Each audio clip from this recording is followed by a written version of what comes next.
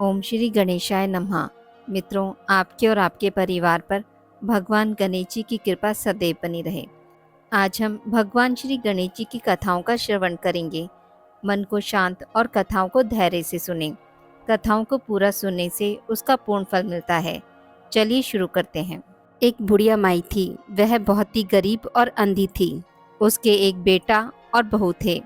वह बुढ़िया माई सदैव गणेश जी की पूजा किया करती थी। एक दिन गणेश जी प्रकट होकर उस बुढ़िया माई से बोले, बुढ़िया माँ, तू जो चाहे सो मांग ले। बुढ़िया बोली, मुझे तो मांगना नहीं आता, कैसे और क्या मांगूं। तब गणेश जी बोले, अपने बेटे बहू से पूछ कर मांग ले। तब बुढ़िया ने अपने बेटे से कहा, गणेश जी कहते हैं तू कुछ मांग ले, बता मैं क्या मांगूं। पुत्र ने कहा, माँ तू धन मांग ले। बहू से पूछा तो बहू ने कहा, नाती मांग ले। तब बुढ़िया माई ने सोचा कि ये तो अपने अपने मतलब की बात कह रहे हैं। अतः बुढ़िया ने पड़ोसिनों से पूछा तो उन्होंने कहा, बुढ़िया तू तो थोड़े दिन जिएगी, क्यों तू धन मांगे और क्यों तू नाती मांगे। तू तो अपनी आंखों की रोशनी मांग ले, जिससे तेरी जिंदगी आराम से कट जाए। सभी लोगों से बात करने के बाद बुढ़िया माई गणेश जी से बोली, यदि आप मुझसे प्रसन्न हैं तो मुझे 9 करोड़ की माया दें, निरोगी काया दे, अमर सुहाग दे, अंत में मोक्ष दे। यह सुनकर तब गणेश जी बोले, बुढ़िया माँ, तूने तो मुझे ठग लिया। फिर भी जो तूने मांगा है वचन के अनुसार सब मिलेगा। और यह कहकर गणेश जी अंतर ध्यान हो गए। उधर बुढ़िया माई ने जो कुछ मांगा वह सब कुछ मिल गया। गणेश जी महाराज, जैसे आपने बुढ़िया माँ को सब कुछ दिया वैसे सबको देना। दूसरी कथा अनुसार एक गांव में एक विधवा अपनी बहू के साथ रहती थी।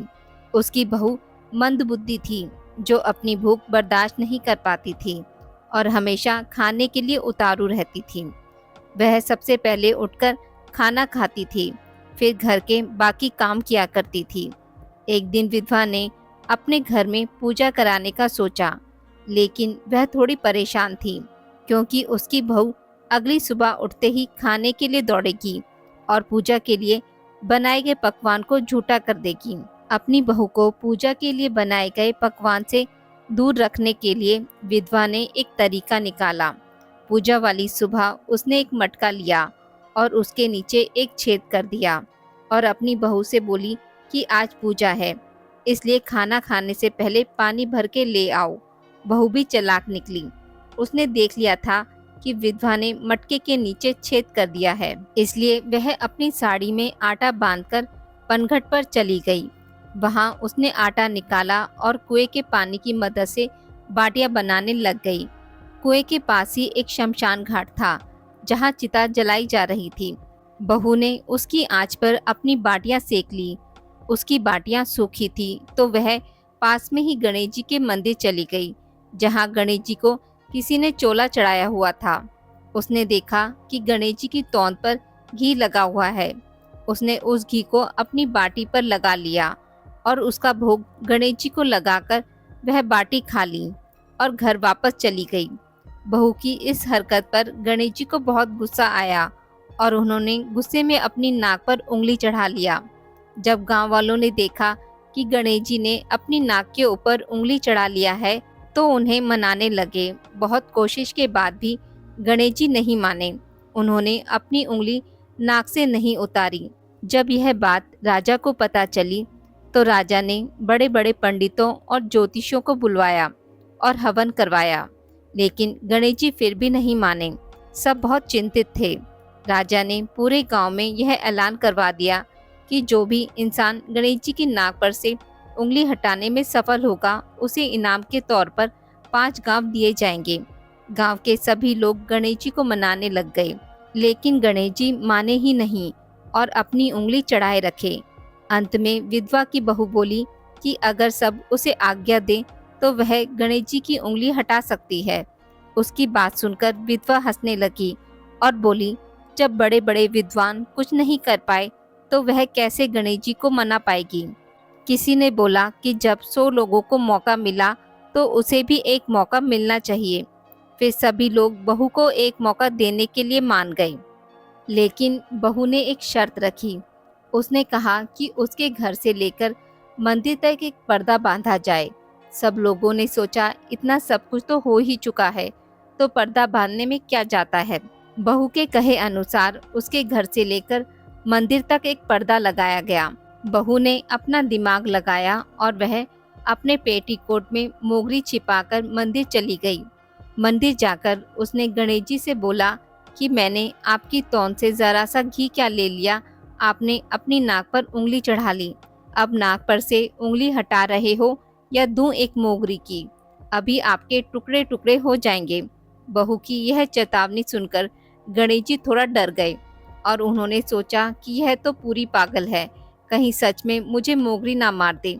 गणेश जी ने बिना सोचे समझे अपनी नाक पर से उंगली हटा ली, जिसे देखकर गांववासी खुश हो गए और बहू का जय जयकार करने लगे। राजा के ऐलान के मुताबिक बहू को 5 गांव इनाम में दिए गए। इस कथा के अनुसार लोग गणेश जी भगवान से यह मांगते हैं कि वह भी उस बहू की तरह सबकी बात मान जाएं और उनकी मनोकामनाएं पूरी कर दें। तीसरी कथा अनुसार एक समय की बात है। एक भाई बहन रहते थे। बहन का नियम था कि वह अपने भाई का चेहरा देखकर ही खाना खाती थी। हर रोज वह सुबह उठती थी और जल्दी जल्दी सारा काम करके अपने भाई का मुंह देखने के लिए उसके घर जाती थी। एक दिन रास्ते में एक पीपल के नीचे गणेश जी की मूर्ति रखी थी। उसने भगवान के सामने हाथ जोड़कर कहा कि मेरे जैसा अमर सुहाग और मेरे जैसा अमर पीहर सबको दीजिए। यह कहकर वह आगे बढ़ जाती थी। जंगल के कांटे उसके पैरों में चुभ जाया करते थे। एक दिन भाई के घर पहुंची और भाई का मुंह देखकर बैठ गई, तो भाभी ने पूछा पैरों में क्या हो गया है।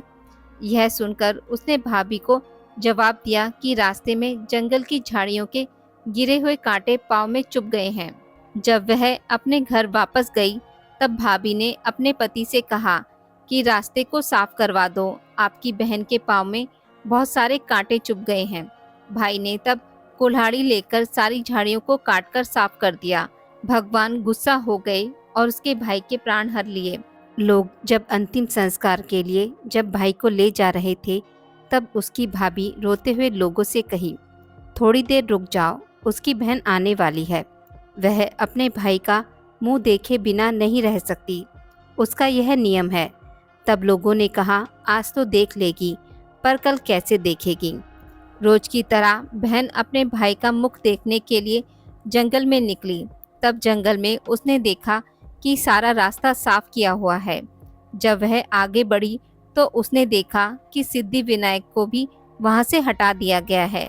तब उसने जाने से पहले गणेश जी को एक अच्छे स्थान पर रखकर उन्हें स्थान दिया और हाथ जोड़कर बोली, भगवान मेरे जैसा अमर सुहाग और मेरे जैसा अमर पियर सबको देना। भगवान तब सोचने लगे, अगर इसकी नहीं सुनी तो हमें कौन मानेगा, हमें कौन पूजेगा। तब सिद्धि विनायक ने उसे आवाज दी, बेटी इस खेजड़ी की 7 पत्तियां लेकर जा और उसे कच्चे दूध में घोलकर भाई के ऊपर छींटा मार देना, वह उठकर बैठ जाएगा। यह सुनकर बहन जब पीछे मुड़ी तो वहाँ कोई नहीं था। फिर वह सोचने लगी कि ठीक है, जैसा सुना है वैसा कर लेती हूँ।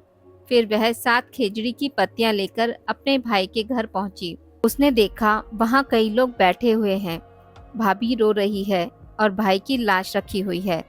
तब उसने उन पत्तियों को बताए हुए नियम के अनुसार भाई के ऊपर छिड़क दिया। तब भाई उठकर बैठ गया। भाई बोला, बहन मुझे तो बहुत गहरी नींद आ गई थी। तब बहन बोली, यह नींद किसी दुश्मन को भी ना आए, और उसने सारी बात अपने भाई को बता दी।